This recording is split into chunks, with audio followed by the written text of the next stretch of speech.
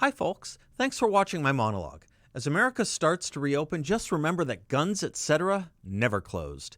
They still have over 10,200 square feet of ammo, firearms, and accessories, including safes, and they remain open for business.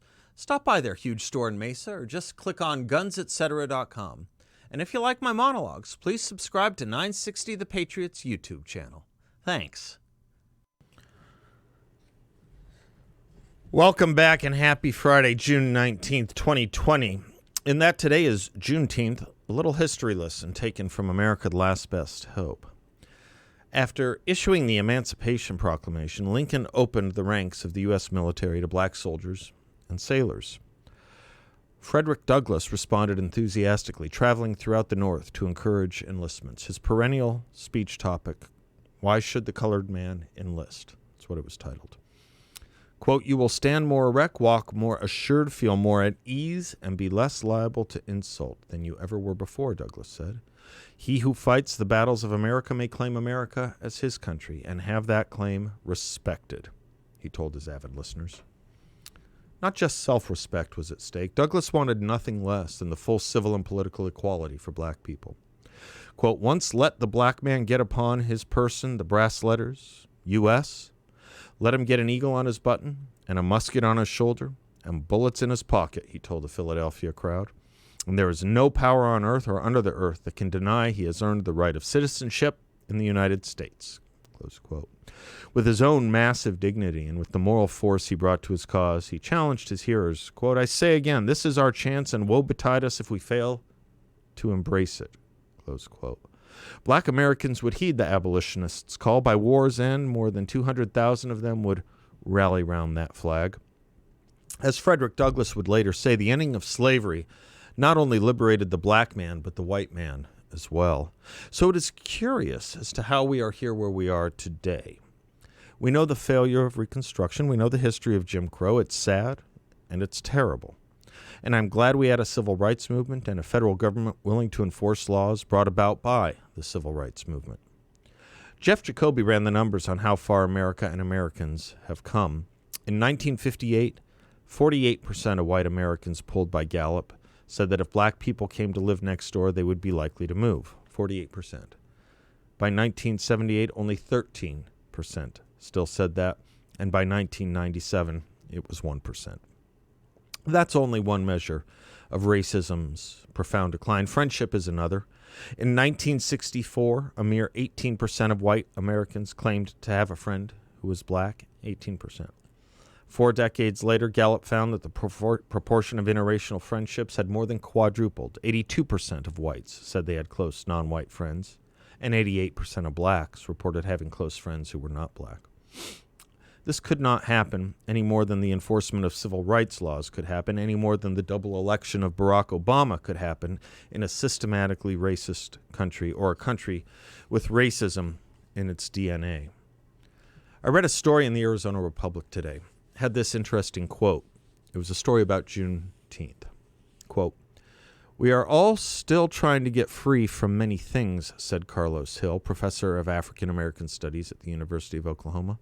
"But the principal thing we are trying to get free from is random racist violence in the form of private killings, like with Ahmaud Arbery, and state-sanctioned violence, like in the case with George Floyd." Close quote. It's quite right in one part and quite wrong in another. Random racist violence, as I might add any violence, is horrible. And it will happen for the rest of our lives because lives are made up of humans who are some bad and indecent and some very good and decent. And everything that can be done should be done to arrest and prevent the bad. It's quite wrong, however, when the good professor says, as in the case of George Floyd, that it's state-sanctioned. What in the hell is he talking about?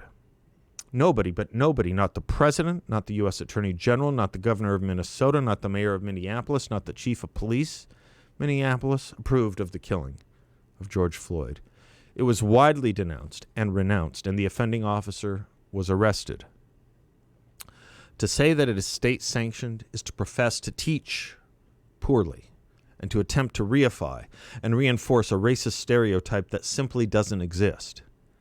The country was revulsed by what happened in Minneapolis. Where's the state sanction? And where's the state sanctioning of violence against black Americans or any other Americans? May I quote Clay Travis, who wrote an open letter to Colin Kaepernick a few years ago? What does the United States do to oppress black people? I'm not being obtuse with the question. What tangible decisions does the United States government currently, when he wrote it, currently, helmed by a black man as president and a black woman as head of the Justice Department, what does it do that oppresses black people and other people of color? I want actual government actions that legally treat black people differently in a negative fashion. Because when I review federal law, what I see is the exact opposite of black oppression. Everyone is treated as equally as they possibly can be by the federal government. There's no systemic racism in our federal government. In fact, affirmative action is actually a governmental attempt to treat black people unequally, that is, more favorably than other people, solely because of their race. If anything, the United States government's laws discriminate in favor of black people based on their skin color. I'm open to hearing what systemic oppression people believe the United States government is undertaking and what they believe needs to be redressed. But over several weeks now, nobody has provided one specific I can think of. If I am asked to treat opinions with respect, opinions need to be worthy of respect, not just insipid generalities. Instead, we have engendered a myth and series of myths that have served as excuses and riots. And now those riots turn into such things as we all saw this morning, or should have, the burning and violent taking down of George Washington's statue in the city of Portland. George Washington. First in war, first in peace, first in the hearts of his countrymen. That's what little boys and girls used to be taught about George Washington. Did Washington own slaves? Yes, he did.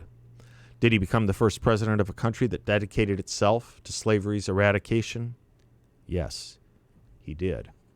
As Harry Jaffa put it, it was not wonderful that a nation of slaveholders, upon declaring their independence, did not abolish slavery. What was wonderful, perhaps even miraculous, was that this nation of slaveholders, upon becoming independent, declared that all men were created equal and thereby made the abolition of slavery a moral as well as a logical necessity. As Lincoln put it, all men are created equal. This they said and this they meant. They did not mean to assert the obvious untruth that all were then actually enjoying that equality, nor yet that they were about to confer it immediately. In fact, they had no power to confer such. They meant simply to declare the right so that the enforcement of it might follow as fast as circumstances would permit. They meant to set up a standard maxim for free society, which should be familiar to all and revered by all, constantly looked to, constantly labored for, and even though never perfectly attained, constantly approximated, and thereby constantly spreading and deepening its influence and augmenting that happiness and value of life to all people of all color everywhere. The assertion that all men are created equal was of no practical use in effecting our separation from Great Britain, and it was placed in the Declaration not for that, but for future use. Its authors meant it to be, and thank God it is now proving itself a stumbling block to those who, in after times, might seek to turn a free people back into the hateful paths of despotism. They knew the proneness of prosperity to breed tyrants, and they meant when such should reappear in this fair land and commence their vocation, they should find left for them at least one hard nut to crack. So today is a celebration of Juneteenth, which is a celebration of the Emancipation Proclamation, which was the work and handiwork and intellectual work of Abraham Lincoln, who wrote it. A white man whose monument was defaced 2 weeks ago by the BLM movement. Someone needs to get their story straight, and I think the story is this. God bless Abraham Lincoln, and God bless the hundreds of thousands of Americans who marched to and fought to their death so that this country could be free. I get the narrative is that this was a slaveholding country. It was also not a slaveholding country. And those who were not and who bled and fought to their deaths to make men free, they won.